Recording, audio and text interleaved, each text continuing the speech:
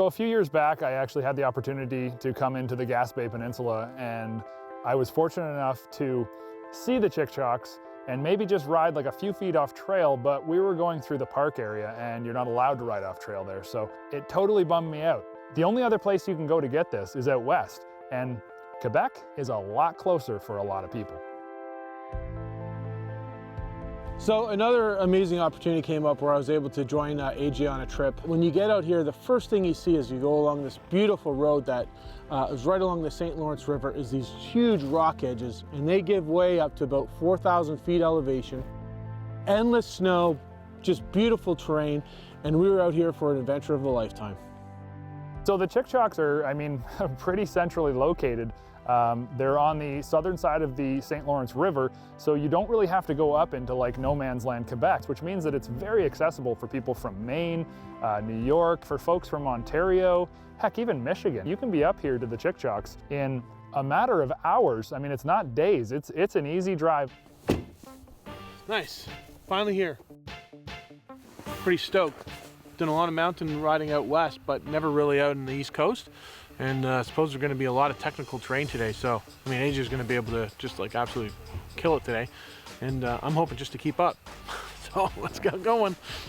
So we were working on a side project. We needed a guide for the Chic-Choc area.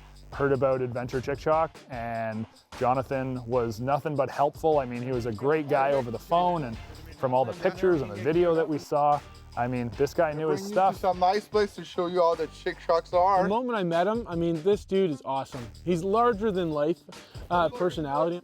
You're laughing half the time that you're talking with him. And when he said, you know, Vern, you gotta come out and ride with us. That's how he talks, it's amazing. So I was just like, yes, absolutely, why wouldn't we? To tell you a bit about Aventure Chic-Choc, we're located in the central peninsula of Gaspé. I bought a house there. It was back in 2008-9, and it was only for me and my friends. And I decided to start to rent that house. And one night, these guys said, "Hey man, you must know well the area here. You mind if you want to take us, you know, like guiding us?" And it's kind of how the business started up. But in 2010, I really said, you know, most of my winter I'm spending it here. Why don't I start it as a company? So Jonathan offers all types of services. First and foremost, he is a guide. So whether you have your own snowmobile or you don't, you can bring your snowmobile out here and he'll provide guiding services all throughout the Chic-Choc Mountains. He's got some guides that work underneath him as well. If you don't have your sled, you're not comfortable bringing it across the border and you just want to rent sleds, he's got a fleet of 13 pro-RMKs, he's got 5 Timbersleds, and he's got 3 homes within the town of Marsuis. And you're literally a stone throw away from about 4,000 feet of epicness. For the first day, I took the guys from SnowTrax TV to a spot that we call the Richer Valley. It's a nice valley. I mean, we were about 25 to 3,000 feet of elevation. It's an area that we see like really premium tree riding over there, really technical. So in the same area, we kind of get from beginner to advanced rider all at the same place. We really had a really great day at this place. For me, my comfort level is to go back to snowmobiles. That's what I was, you know, brought up on. That's where I'm comfortable. And so day one, we thought, you know what, let's just stick to sleds. Let's see what Jonathan's got to offer us, where we're gonna go, what kind of depth and altitude and terrain we're gonna be riding. I jumped on a 163 Polaris Pro-RMK, and Vern jumped on a 55, both 800s. And I mean, Polaris snowmobiles, the RMKs are just like, it's like a part of your body. You get on the thing, you blip the throttle, you put your wrong foot forwards, you pull it over on its side, and I mean, before we know it, we were stuck, but we got into places that were just beautiful. Hello. Whoa. When Jonathan says, "Hey, follow me," just kind of gauge whether you're fully committed or not fully committed, because when he says, "Hey, follow me," and you're up on the side of a hill and the slope is extreme and he's going right through the trees, it's like, okay, I've never been in there before, I'm not quite sure what to expect, but I'm going with you, and this is your sled. So. Oh, you gotta be kidding me. I kind of started up like pretty rough with them, and AJ was in my back really tight, but I could kind of see he lost his smile over there. I'll be the first to mention it and admit to it. I have my moments of brilliance, but it's usually overshadowed with like epic failures. I'm no star like Jonathan, and I'm no star like AJ when it comes to riding. Admittedly, I'm learning and all that stuff, but if I keep on coming out here riding with Jonathan, I'll be getting to that rock star status a lot sooner. I'm really struggling today. I am really struggling today. Oh, well, I guess some days you have good days and some days you have like really bad days. To look at that you were telling us about where you can look out onto the water? It's amazing. It's awesome. So day one was all about RMKs and all about kind of experiencing what the Chic-Chocs had to offer. But as we were out there, we saw hills and we saw valleys and we saw areas that we went, man, we got to go over there. That looks great. So day two with the snow bikes, oh man, we were stoked. So day one was a little bit cold and it was RMKs. Day two, the weather changed, it was Bluebird, and we were nothing but stoked to ride.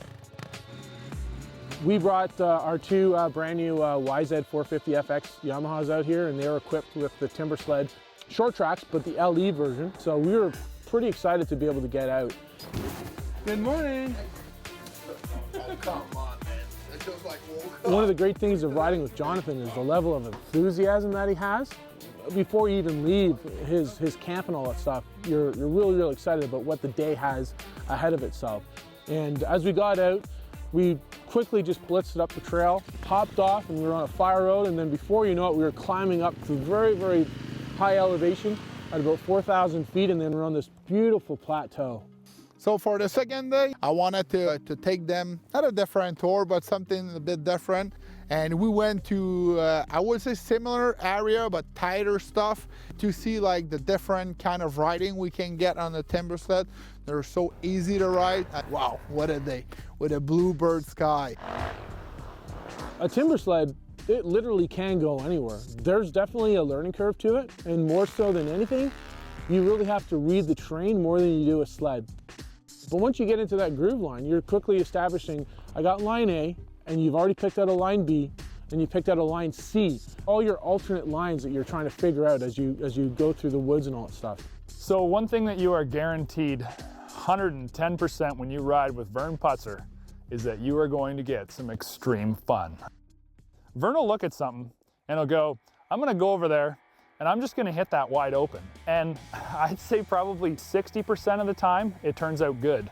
The other 40, it turns out just awesome. Found a really cool little booter just off this edge of the lake. I was just like, you know what? You only live once. Why not just go for it? These guys are just like, yeah, no problem. He just goes for it. He's like, yeah, I'm gonna probably hit that in like 5th. I'm like, I'm gonna videotape this too, because that's gonna end poorly. And sure enough, he just launches the thing, lands nice. I started 5th gear and I knocked it down to 4th when I went off a bit and all that stuff, because I was just like, no, these guys are gonna like putting me in too much of a jeopardy. I mean, when you ride with Vern, things are always interesting, and I love that. It's fun. You know, you don't want to go out and ride with people who will never go for it. Whoa, look how close I was to that stump. What's up? That was fun. It's his trophy.